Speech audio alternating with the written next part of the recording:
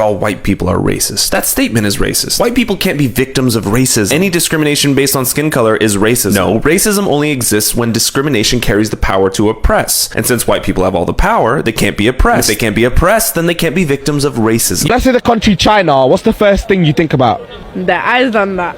Why they be like, you know racism, but that's what I'm saying, innit? The Chinese, they have their eyes and they, I don't know how to see straight, like. Country singer Jason Aldean has just released a new song called Try That in a Small Town that has gone viral because essentially the lyrics make it sound like it's an anthem for lynch mobs. He makes references to things that were done during a very small amount of Black Lives Matter protests and essentially says that if you try that where I'm from, in this small town, you might not make it out alive. And the B-roll of the video includes footage of violent acts being done by mostly black folks. And much of the music video was filmed in front of a courthouse in Columbia, Tennessee, where a black man was lynched in 1927.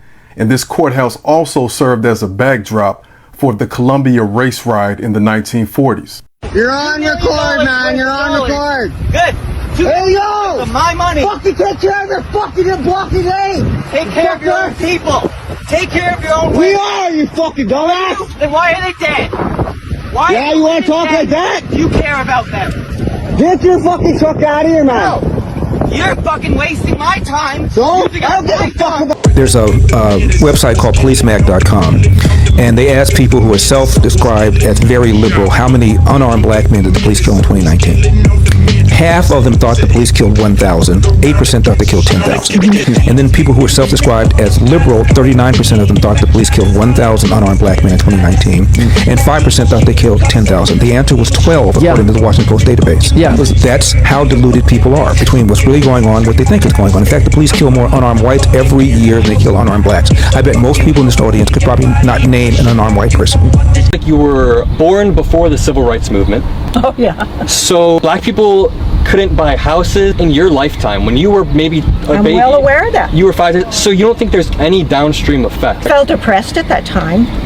Yeah. But that's what Martin was trying to correct. Right now, I see so many people living off the government handout. I'm pretty sure welfare use per capita is higher in red states than blue states. Yes, but there's so many people living off of the government handouts, and that is not that much farther away from slavery. They were a slave, they were given housing, food, clothing, medical care. The people asked them to work. Yes, there were landowners that were violent and mean to some of them, but there were others that were humanistic. Every racial group, every political group has always made money off of black folk. Okay?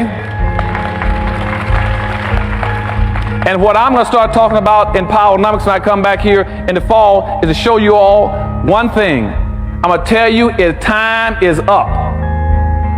You have made, as a race, you made every religion, every ethnic group, every racial group rich. There is nobody else left on earth to make rich but yourselves. I was getting my hair cut in Dublin one time, yeah? Barber's cutting my hair. Proud Dublin man, you know. Lovely weather outside, isn't it? It was a great day. But as you know, I'm not engaging, like. Great country, isn't it? Ireland. And I'm like, yeah. He's like, I tell you though, it's a pity about all the fucking foreigners. That's right, yeah. There's a racist cutting my hair. And I'm all for standing up against racism, but not with half a fucking haircut, like, you know. You must be absolutely joking me. Not leaving here with that side done. Fucking Martin Luther King himself would have sat that one out. He hates everyone. He hates everyone. He's on about loads of different people, but he particularly hated Polish people, right? That was his beef that day. He's like, all the Polish came over. So if you can imagine that now, according to this man, there's nobody in Poland, right? They're all here. They all came over. They're all in Dublin. Somehow, all the Polish squeezed into Dublin, right? He's like, they took all the jobs and all the benefits, and by the way, it's hard enough to take the two of them things at the same time, and believe me, I gave it a good fucking go, all right? Across the country, DoorDash drivers are being lured and ambushed. What you're seeing here, this is in Chicago. A DoorDash driver was delivering an order, and you have this group of people, it looks like 20, 25 people, that were waiting for him, and they stole his vehicle. As you can see in the video, he's still being beaten. This apparently is happening across the country. It's very dangerous for delivery drivers because anybody, they find stolen phones with the DoorDash Grubhub app. They set a delivery, they set the new location. You go to deliver McDonald's or whatever, and you got 25 people, or sometimes even just 5, that's enough, to rob you and steal your vehicle.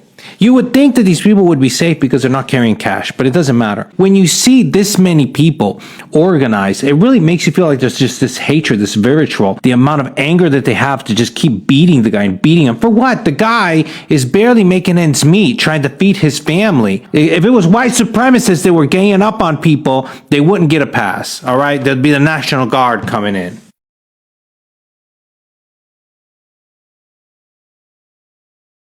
Hey Doc, I'm feeling really weird lately. I feel really paranoid and scared, and I think I can hear people whispering to me. That sounds like depression, maybe with some psychotic symptoms. I'll prescribe you an antidepressant and see if it gets better. It will also be really important for you to get into therapy. Doc, I'm really scared to leave my house. I think people are gonna kill me if I leave my house. And whenever I go out, I feel like everybody's judging me and looking at me. Sounds like schizophrenia. I am gonna prescribe you some Haldol. Can you explain why you continue to insist that white nationalists are American?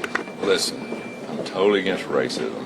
And if the Democrats want to say that white nationalists are racist, I'm totally against that too. But that's not a democratic definition. The definition of a white nationalist well, is that's someone... your definition. My definition It is the racism definition. bad. The definition. The definition is that the belief that the white race is superior to all other races. Totally out of the question. So do you believe that white nationalists are racist? Yes, if that's what a race is, yes. Given another chance to clear the air, he suggested that no, white nationalists aren't inherently racist, that yes, white nationalism is American, and that the definition of white nationalism is a matter of opinion. It's hard to believe that the senator from Alabama has to be corrected again. The senator from Alabama is wrong, wrong, wrong. The definition of white nationalism is not a matter of opinion. White nationalism, the ideology that one race is inherently superior to others, that people of color should be segregated, subjected, and relegated to second-class citizenship, is racist down to its rotten core. First of all, I don't want anybody to be discriminated against. I didn't hear the comments, but I don't believe there in any discrimination. But do you believe that white nationalists are racist? If you're a white nationalist, absolutely. We shouldn't judge people by their skin. We should judge people by their character. I mean, this is the most simple. It's one of those basic American principles there is. You know, I think the American people know that one of the great threats to our national security right now is white supremacy, violent extremists, whatever they're called and whatever they call themselves. We need to be mindful of the threat, and I'm hoping that we will have bipartisan consensus, at least on protecting our national security from white supremacists and extreme violence. How can we, black, white, whatever, improve this? Well, honestly, I think I point to it in the very last paragraph that I read, and I'm encouraged because things aren't the way they used to be. We all have grandparents that told us how things were. We've all seen documentaries. We are definitely making progress, but I think on an individual, on a micro level, the issue is not really skin. The issue is sin. We need salvation from our sin. Internally, our sin makes us prideful. It makes us judgmental. It makes us prejudiced, which leads to racism. It makes us lash out at people that don't look like us. It makes us look past evidence to protect people that look like us. It makes us do all those things. Salvation for this sin is the gospel. The only way to really cure that what's on the inside is understanding that Jesus Christ died for our sins. And so to me, on a micro level, it's understanding. And just like that, we lost him. I know, I heard you guys rapping me. I just couldn't let him go.